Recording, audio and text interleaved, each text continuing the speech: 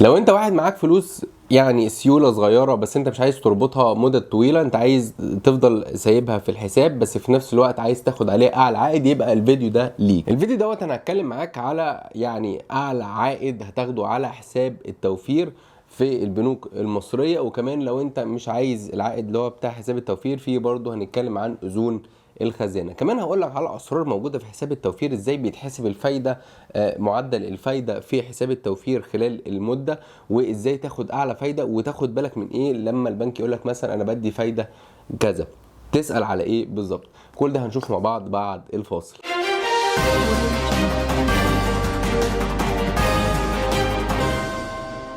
ازيكم عاملين ايه؟ يا رب تكونوا بخير. انا معاكم محمد العسال في القناه اللي تخص البنوك. استاذنك تعمل لنا اشتراك في القناه مع تفعيل خاصيه الجرس، الموضوع ده مهم جدا جدا جدا لانه بيدعم يعني وصولنا، وبيدعم كمان ان الفيديو اللي بنعمله دوت هو بيفيدكم، فبيدعم مجهود اللي احنا بنعمله. الحاجه الثانيه استاذنك تعمل لنا لايك، تنزل تعمل لايك كده بس على الفيديو، لان دوت بيساعد في انتشار الفيديو، فيبقى الفيديو اللي احنا تعبنا فيه وصل لناس اكتر. طيب خلينا نبتدي بقى. حساب التوفير ده ببساطه شديده جدا ده حساب انت بتروح تفتحه في البنك، بيبقى عامل زي محفظه كده، انت بتعمل ايداع بفلوسك. الايداع دوت بيبتدي ايه؟ بيبتدي بقى يسمع في الحساب، بعد كده يبتدي يحسب عليه فايده.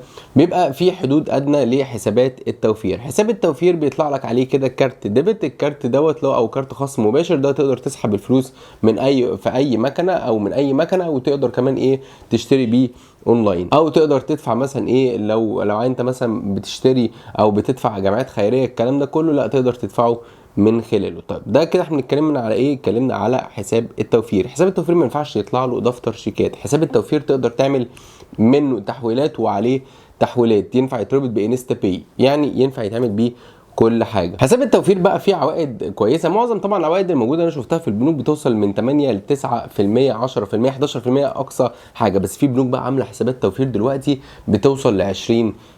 طيب خلينا نتكلم كده من اقل لاعلى. عندنا اقل حاجه او اقل بنكين بيعملوا حساب توفير وهم او عندهم فايده حلوه على حساب التوفير، وهو كريدي اجريكول وبنك البركه. دول كاتبين كده على السايت بتاعهم ان احنا ايه، عندنا الحساب التوفير بيوصل الفايده بتاعته ل 15%. دوت ايه العائد بيصرف شهري. طب حلو قوي قوي. طبعا قبل ما اعمل الفيديو دوت ابتديت اتصل بكل بنك افهم بقى ايه، في حاجه اسمها شريحه او شرايح الحساب، او الحساب دوت موجود في انهي شريحه. فالنهارده سالت لما كلمت كده ايه مثلا كريدي اجريكول. كريدي اجريكول عنده حساب اسمه سمارت ديلي اكاونت. سمارت ديلي اكاونت دوت لما جيت اكلمهم بقول لهم يا جماعه دلوقتي انتوا الحساب بتاعكم ده كاتبين ان انتوا 15%، اعمل ايداع بكام عشان خاطر ال 15% دي؟ لقيته هنا مفاجاه ان هو بيقول لي انت لو عملت ايداع من 100 جنيه ل 100,000 دوت هتاخد 9% عائد سنوي بيصرف شهري. وبالمناسبه كان في فيديو عملته قبل كده بيتكلم عن ايه، عن نظام الفوائد ايه او ازاي تحسب الفايده. طيب لقيته بعد كده بيقول لو فوق ال 100,000 بجنيه بيبتدي يحسب لك من 100 ل 500، طبعا بيبتدي يحسب لك 15%، ودوت ايه دوت عائد سنوي بيصرف شهري.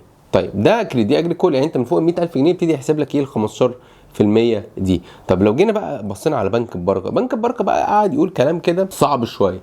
بنك البركه كاتبين على السايت ان هم برضو ايه، او لقيتهم يعني معلنين ان هم عندهم 15% العائد بتاعهم.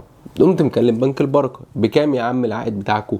قال لك 15%. طب حلو، من اول كام؟ قال لك بص لو معاك 30 مليون جنيه يديك 15% سنوي، يعني حتى مش شهري. يعني ايه؟ يعني انت المفروض العائد بينزل لك كل شهر في الحساب، لا ده هنا العائد هينزل لك اخر السنه على ال 30 مليون 15%، وده صعب قوي قوي. يعني لو جينا بصينا هنلاقي البركه برضو يقول لك طب لو انت معاك مليون جنيه يقول لك هديك 10%، فحاجه صعبه.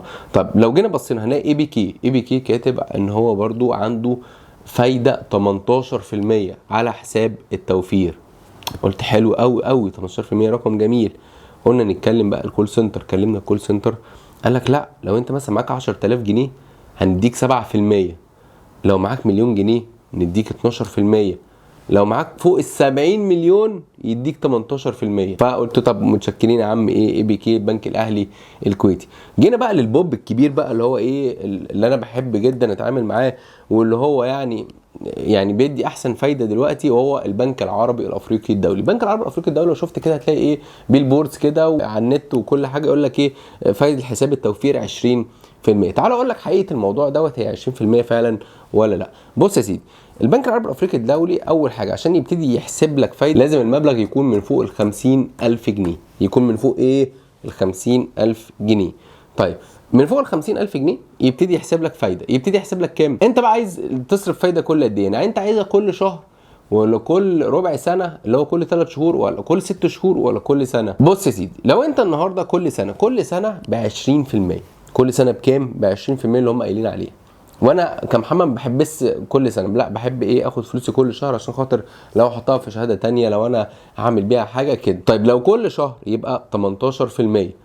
طب لو كل 3 شهور 18 وربع. طب لو كل 6 شهور 19%. يبقى انا فعلا العربي الافريقي انا شايفه ان هو احسن بنك من كل البنوك اللي احنا قلناها دي، ان هو بيدي فايده على حساب التوفير، ان هو بيديك 18% من اول 50,000 جنيه، وده رقم كويس جدا جدا. و20% لو انت خدتها كل سنه من اول ال 50,000 جنيه، والحد الادنى فاتح حساب 250,000 جنيه. تيجي تقول لي يا محمد طب والله انا معيش غير 25,000 جنيه مثلا، طب انا اعمل ايه دلوقتي؟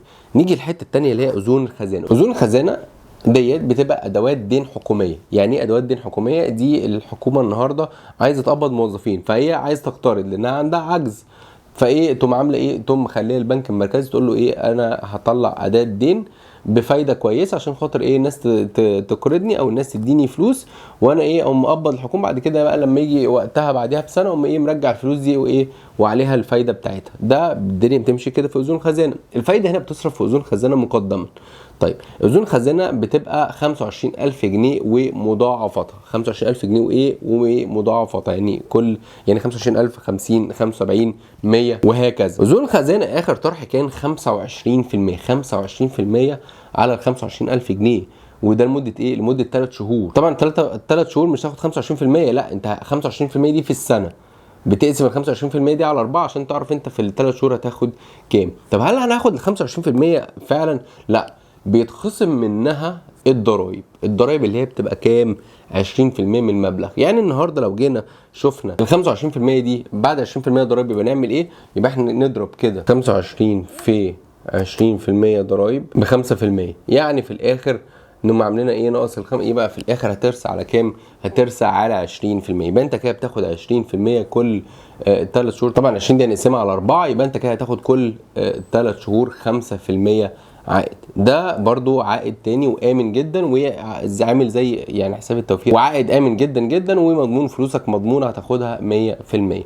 ده كده في الفيديو دوت كان كل التفاصيل عن حسابات التوفير اللي هي اعلى حسابات توفير موجوده دلوقتي. احنا اتكلمنا على بنك الاهلي الكويتي، كريدي، البركه، العربي الافريقي، واتكلمنا على اذون الخزانه. يا رب اكون قدرت افيدكم في الفيديو دوت. انت قول لنا شايف اني احسن بنك، واحكي لنا انت لو معاك فلوس بتقدر تعمل فيها ايه في الفترات الصغيره، عشان برضو باقي المشاهدين بيشوفوا الكومنتات وبيستفيدوا من خبرات حضرتك. ولو عجبك الفيديو ما تنساش تعمل لايك، واشوفكم في فيديو جديد. شكرا ليكم.